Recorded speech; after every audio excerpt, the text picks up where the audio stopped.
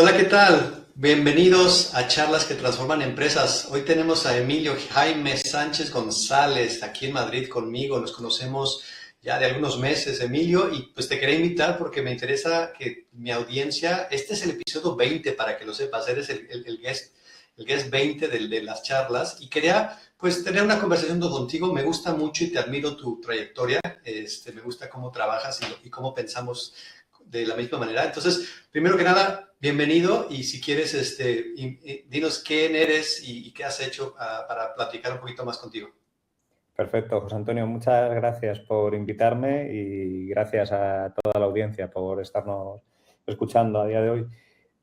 Bien, pues yo llevo unos 11 años dentro del mundo de la inteligencia artificial.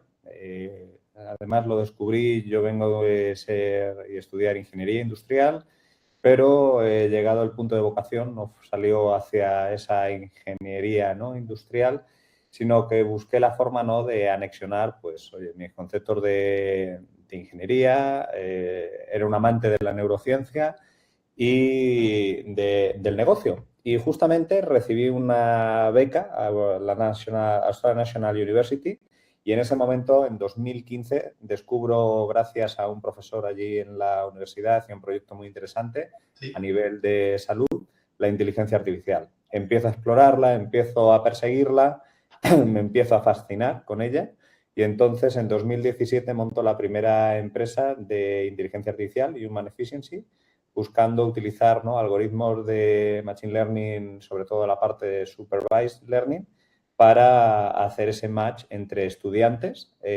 con altas capacidades y distintos focos con grandes universidades privadas que estaban buscando ese tipo de talento.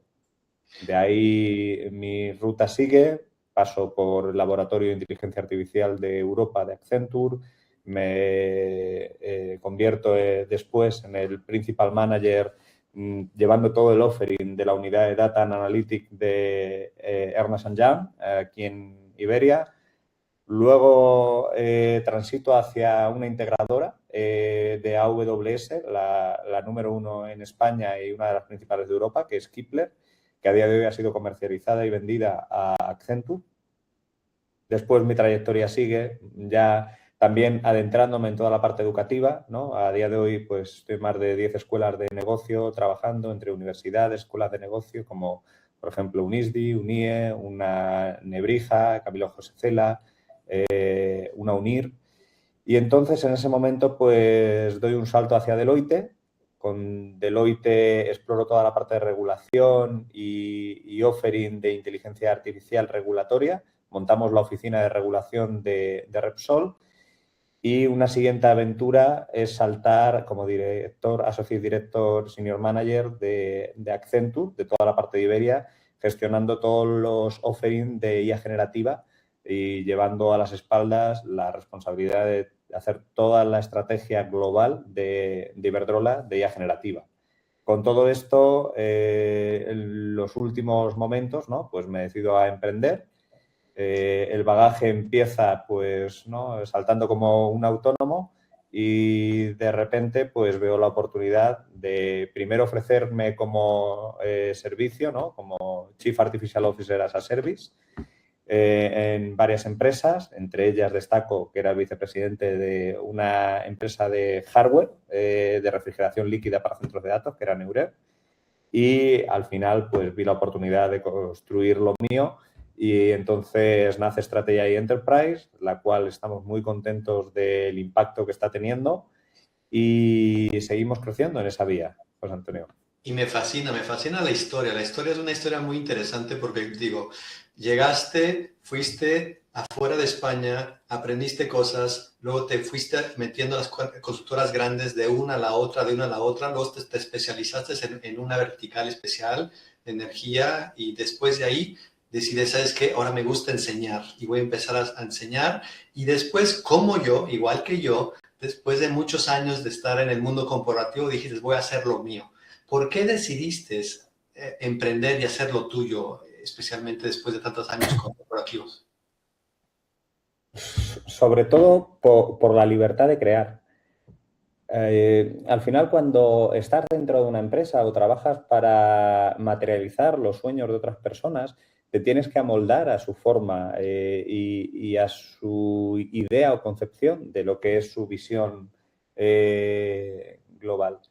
Para mí, yo sentía que tenía la mía propia, que quería perseguirla y que además iba a generar y está generando un impacto muy positivo en las personas. Por lo tanto, la cuestión era más una relación conmigo mismo de atreverme y de apoyarme. Era como mejorar mi relación interna. Me fascina eso porque a mí me pasó igual. Eso de aventarte y decir, va, lo hago ahorita porque no voy a esperarme después de hacerlo y este es el momento.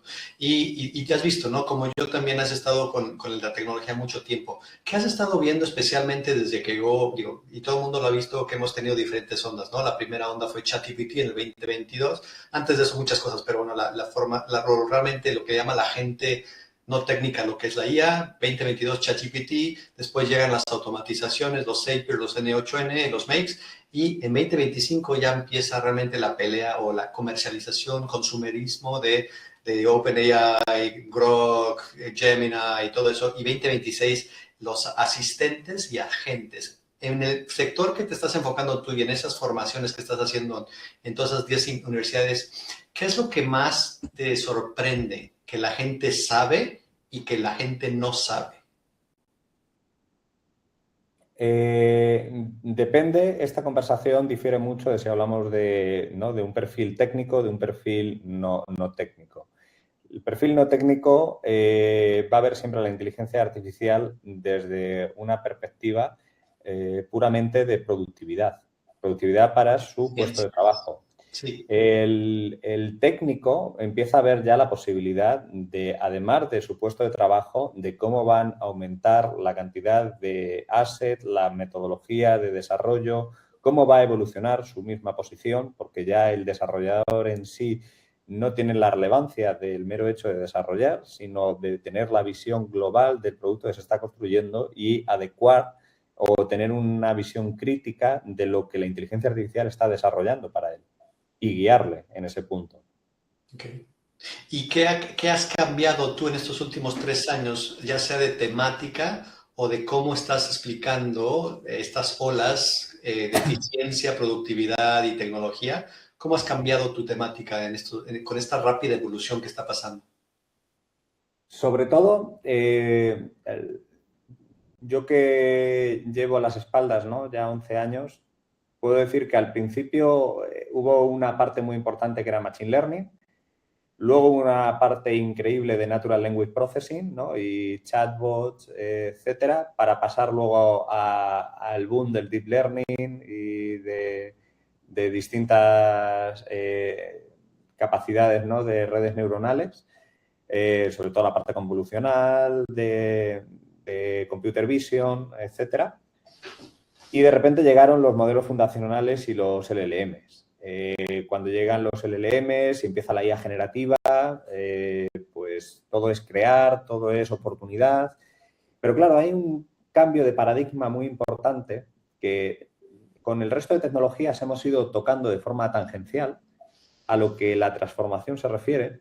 Y justamente cuando hemos llegado a este punto, que hablamos de capacidades agénticas, cambia totalmente el modelo. Mucho más rápido. Mucho más rápido y también por la concepción del cambio de núcleo.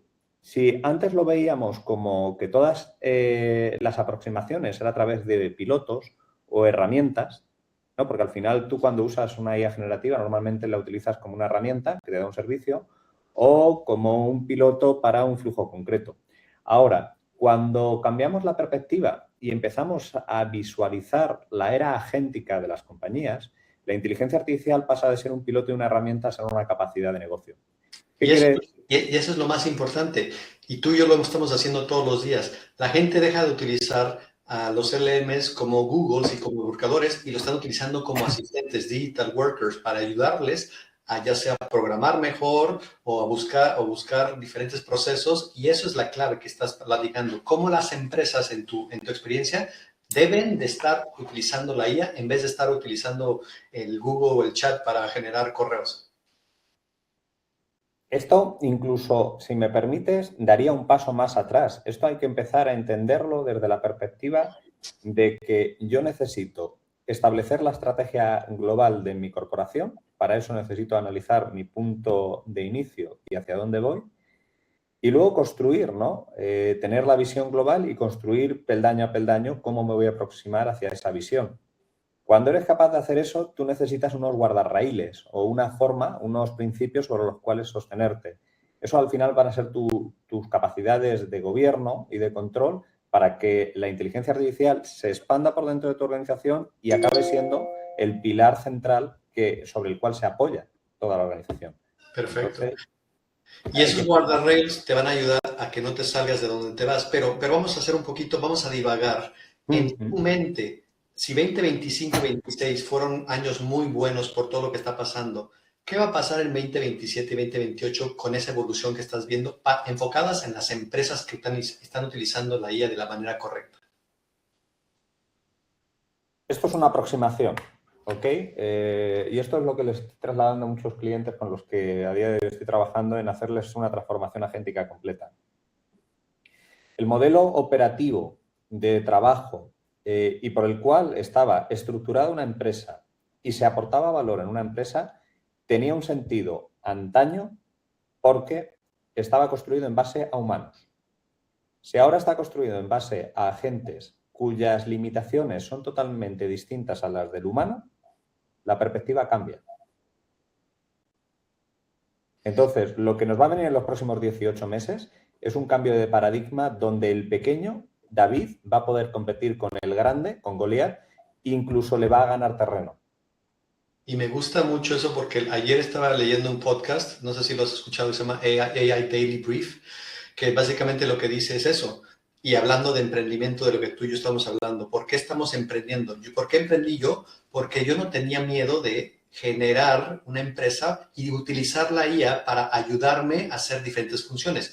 Lo que decía el podcast es que los solo entrepreneurs, que son la gente que como yo, que nada más es una empresa con un empleado, ahorita lo que hacían antes es ir y buscaban un empleado de marketing, un empleado de finanzas, un empleado de lo que seas. Y el día de hoy, esta IA, si la puedes utilizar y la sabes utilizar, puedes ir a buscar digital workers para apoyarte.